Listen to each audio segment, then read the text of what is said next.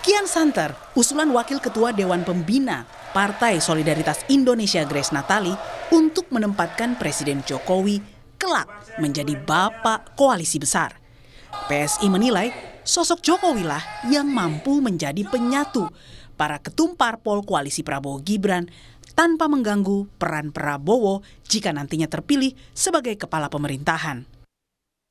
Nah, kenapa Pak Jokowi? Karena dalam pandangan kami kan begini kira-kira.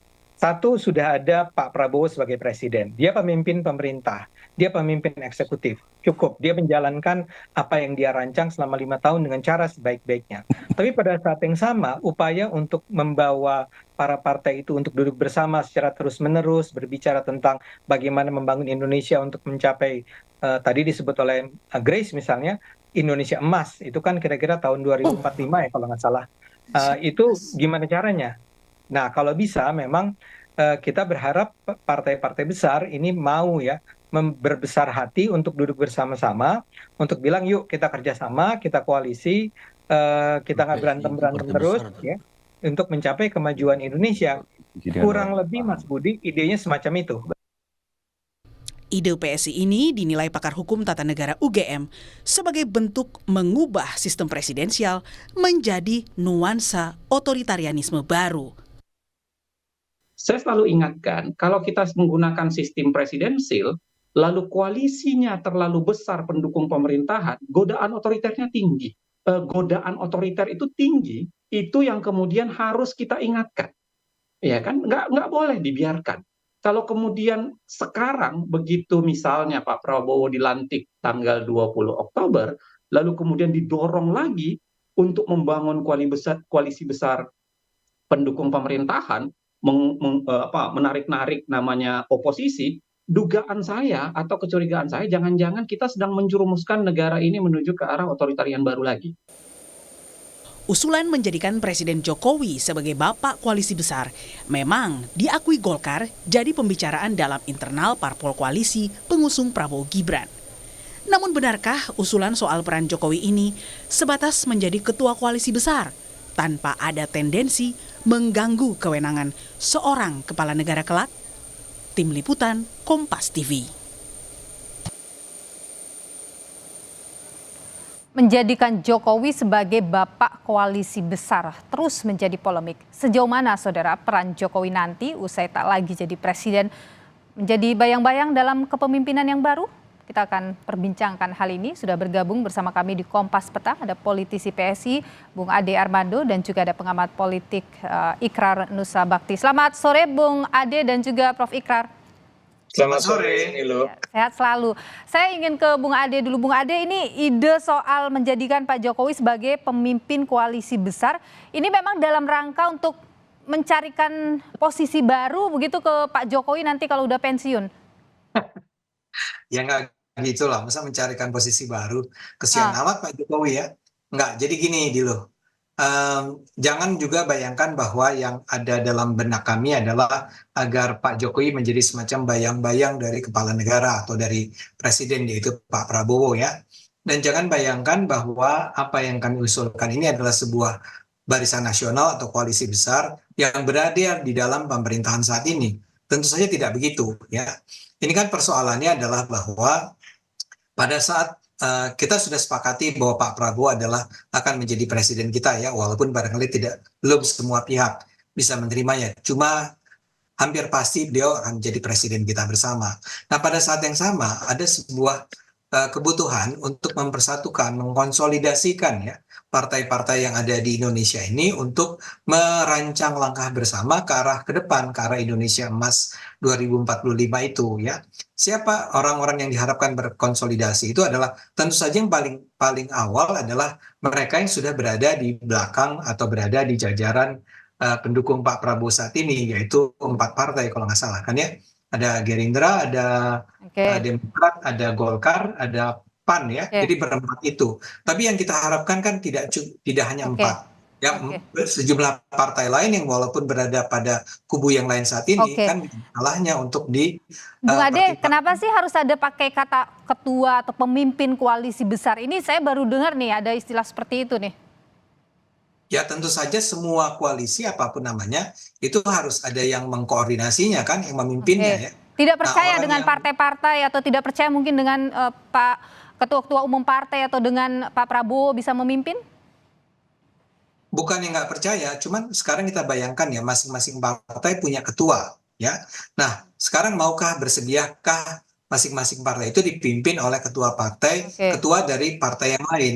Yang paling bijaksana adalah menentukan ada seorang old wise man gitulah kira-kira Oke. begitu ya, yang Oke. bernama Pak Jokowi yang selama 10 tahun terakhir memang sudah diterima oleh partai-partai yang ada Oke. untuk memimpin Indonesia. Oke. Jadi dia bisa melanjutkan apa yang sudah dijalankan selama ini ke arah yang lebih baik. Dan ini Oke. cuma bukan persoalan merancang program pemerintah atau apapun, Oke. tapi lebih ke arah konsolidasi. Oke, baik. Saya Makanya yang ingin ke disebut sebagai baik. langkah. Kita tahan di sana dulu Bung Ade ya. Saya ingin ke Prof Ikrar. Oke. Coba kita lihat pandangan Prof Ikrar. Bagaimana Anda melihat ini soal ide Pak Jokowi jadi pemimpin koalisi besar? Apa implikasi yang mungkin bisa muncul dengan kalau Pak Jokowi benar jadi pemimpin seperti itu?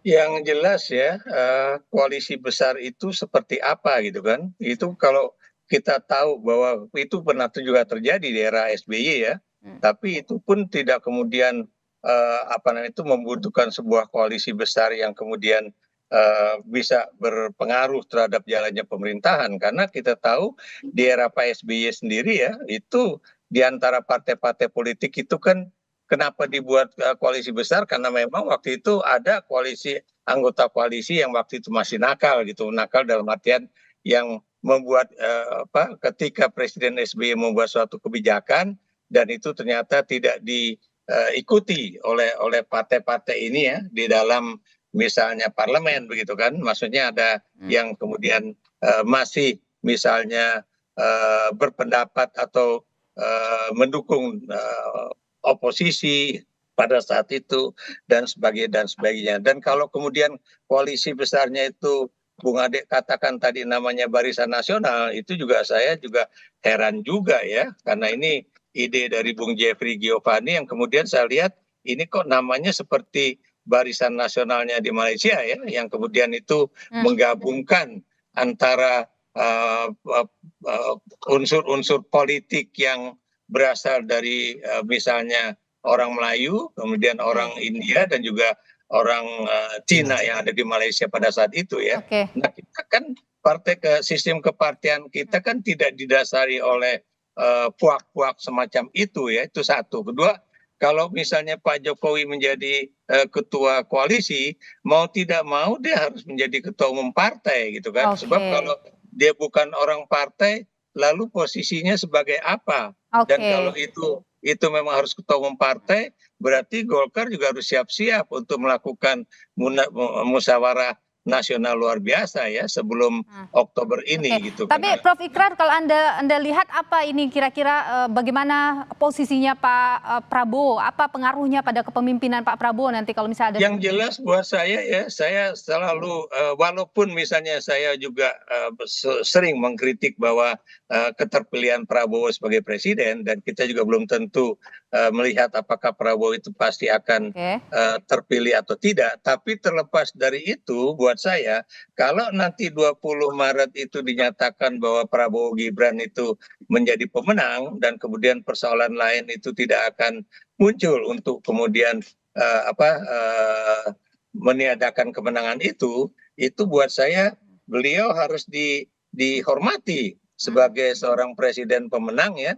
Dan jangan lupa ya, Pak Soeharto aja yang 32 tahun menjadi pemimpin Indonesia, ketika Pak Habibie bertanya misalnya kira-kira kalau ada persoalan ini saya harus berbuat apa, langsung Pak Harto menjawab ya, Anda sekarang presiden, Andalah yang kemudian bisa mengambil kebijakan itu sebaik yang menurut Anda itu terbaik. Saya ke Bung negara, Ade. gitu. Baik, kita tahan di sana dulu Prof Ikrar. Saya ke Bung Ade. Bung Ade, kalau Anda tadi menyatakan ini tidak mencarikan posisi baru untuk Pak Jokowi, tapi atau jangan-jangan ini untuk memberikan posisi tawar atau menguatkan posisi tawar Pak Jokowi di hadapan Pak Prabowo nanti kalau benar terpilih.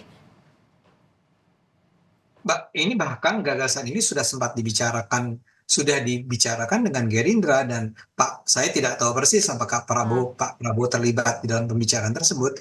Tapi ini adalah bukan sesuatu yang dilakukan secara rahasia, secara underground. Inilah sesuatu yang dibicarakan secara terbuka. Jadi jelas jangan sampai kemudian timbul sebuah persepsi yang salah bahwa yang terjadi adalah semacam perseteruan gitu ya.